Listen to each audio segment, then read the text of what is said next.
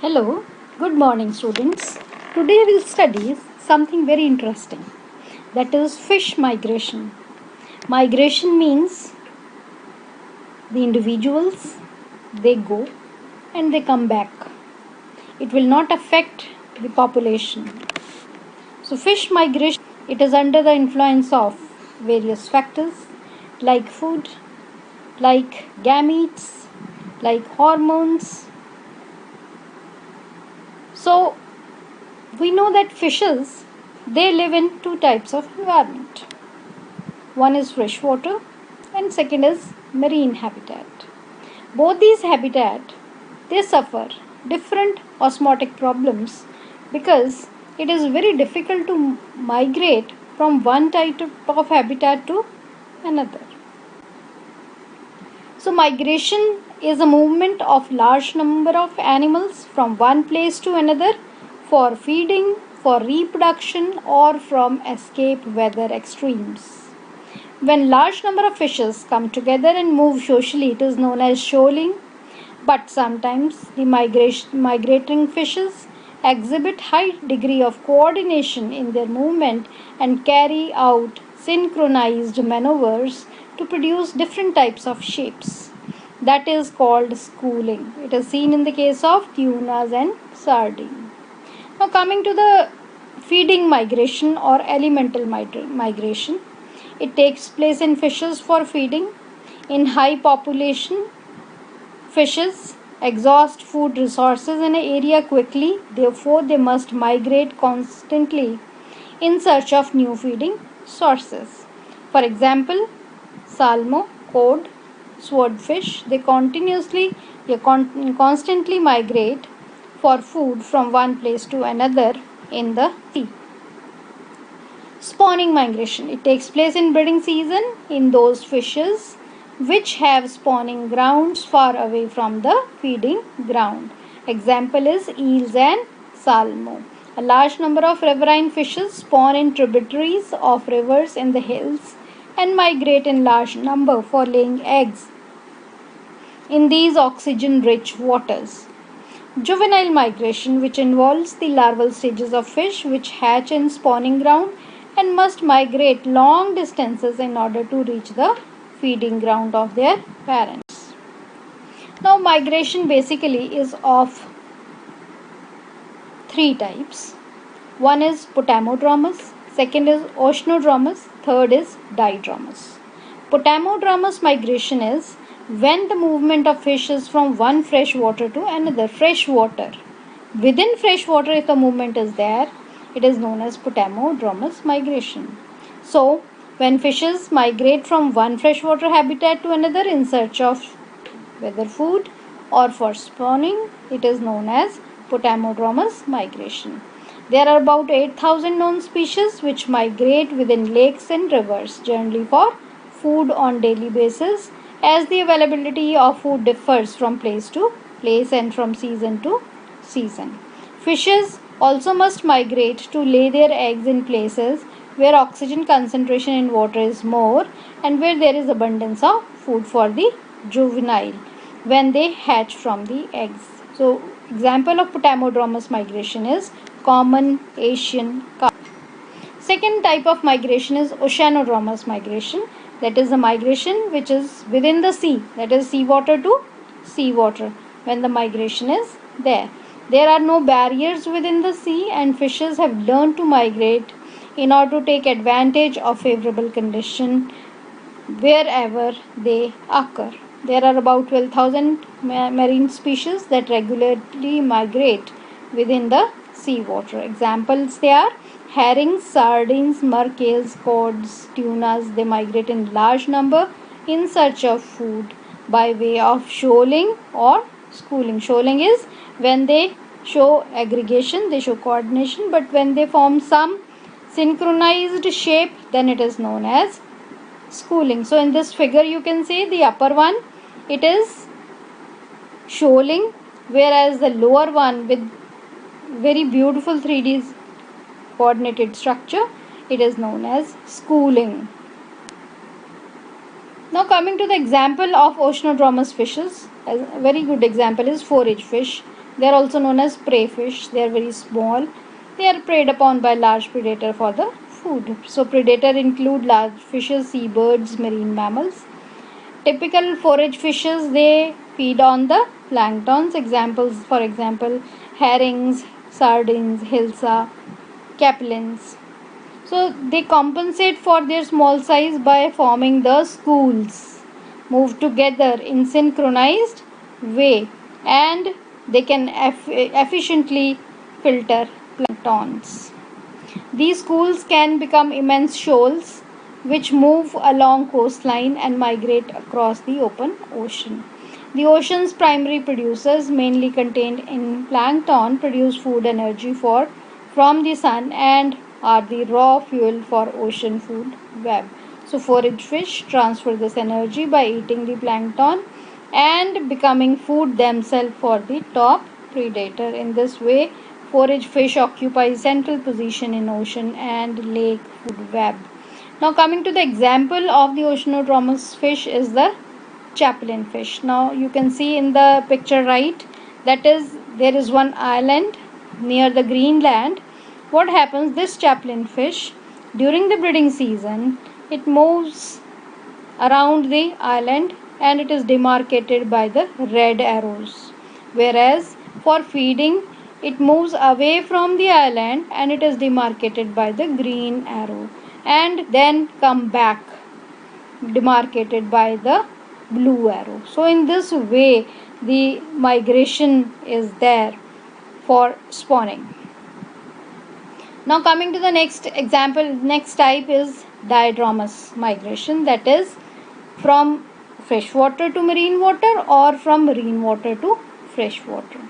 So diadromous migration is when any fish migrate from fresh water to marine or from marine water to fresh water. There are about 120 species which are capable of breaking this osmotic barrier. So this migration is of two types. One is catadromous, second is anadromous. Catadromous is shown by the eel, where the individual, it moves from fresh water to marine water for spawning, and then the young ones, they'll come back to the fresh water. Whereas in the case of anadromous fish, it is shown by the salmo, and here the fishes, they move to the fresh water for egg laying, and then the young ones come back to the sea. So this is the first example, that is the catadromous migration. This is eel. This type of migration involves large number of individuals from fresh water to sea water generally for the spawning. So we have got very important place in the sea which is known as Sargasso Sea, and it is a very important place where the breeding of all these eels, it takes place. So about, it is a distance of 5600 kilometers, and the adult eel, they inhabits the rivers a meter long and spend 8 to 15 years for feeding and growing, and then move to the sea. Place is Sargasso Sea. So before migration, the following changes takes place in the body. First is they deposit large amount of fat in the body because they need energy. That acts as a reserve food material for these long journeys to the Sargasso Sea. The color changes from yellow to metallic silvery grey, so that the identification becomes difficult. That is, the location of these fishes becomes difficult during the journey. Then is the digestive tract shrinks and feeding stops. So energy, eyes, they are enlarged and vision is sharpened. Other sensory organs also become sensitive. Skin, it becomes respiratory, and the gonads, they get mature and enlarged. They become restless and develop strong urge to migrate in groups. They migrate through rivers and reach the coastal areas of the sea, from where they are joined by the males, and then together they swim in large number, reaching Sargasso Sea in about 2 months. They spawn there and die. Each female lays about 20 million eggs, which are soon fertilized by the male. So see here, these are the eels, and this is on the map. That is, the green area as well as the brownish areas, they are the habitats for the young ones and the adult. During the breeding season, they'll come out, and this blue colored area, which is known as Sargasso Sea, they all accumulate over there. They produces eggs. They are fertilized by the sperms. The young ones, they are produced, and then these young ones again go back to their native place, either in Europe or in US. So after spending the next 10 to 20 years growing in freshwater, the adult return to Sargasso Sea to spawn. The estuary of St. Lawrence River is a route used by adult eel to migrate from St. Lawrence to reproduce in the Sargasso Sea, their only known spawning site. Now coming to the second fish, that is the anadromous fish, that is salmo, which moves from seawater to freshwater for breeding. So they return to freshwater rivers. So when the female is ready to spawn, usually in late autumn or winter, it selects a site in the river where the water flow is steadily over clean gravel at the tail of large pool. Female creates a pit in the gravel known as redd. Redd is the pit. Through their digging process with the help of tail, the female releases her eggs into the nest within the redd, and the male releases milt. Milt is sperm, collection of sperm, to fertilize the egg. The female immediately creates another redd upstream of the first, and gravel from the second hole fills the first redd to cover the first clench of eggs. The eggs develop and hatch into alevins in the spring. They remain in the gravel and feed off their yolk sac. Eventually, the yolk sac disappear as the alevins grow into small salmo fry. Around this stage, the young female emerges from the gravel and begins to forage for food in the stream where they hatch. So during this journey, what happens? The bears, they are feeling themselves lucky. The major source of protein is fulfilled by the females, that is the female salmo fish. So when they move upward, upstreams, the bears, they'll catch them and consume them, and that provides very important source of energy for the bears too. So what happens? From the seawater, the salmo comes. During the maturity, the male and female, they enter into the rivers. They make nest over there, lay the egg, lay the sperm. Fertilization is there. Young ones, they will be developed. They are known as fries. These fries, ultimately, they'll migrate to again the sea water from the water. Next type of migration is normally seen in the case of fishes is the vertical migration. That is, during the daytimes, the fishes, they are present deep, whereas during the night time, the fishes, they'll move to the surface. So diet vertical migration is very common behavior in the case of fish. Marine fish species move to the surface at night to feed and then return to depth during the daytime. Now coming to the stimulus for migration. Two types of stimulus: endogenous and exogenous factors.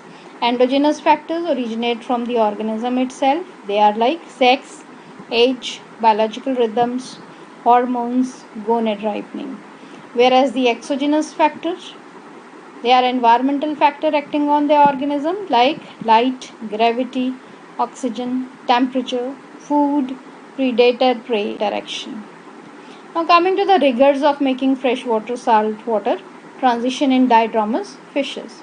So freshwater fish are in an environment in which they are hyperosmotic, that is, the concentration of salt and iron in their body is greater than the external aquatic environment.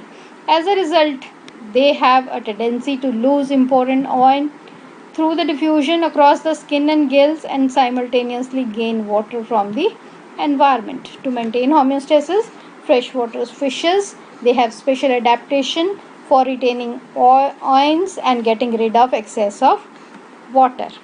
They actively take in iron across their gills and skin and this process it requires huge amount of energy.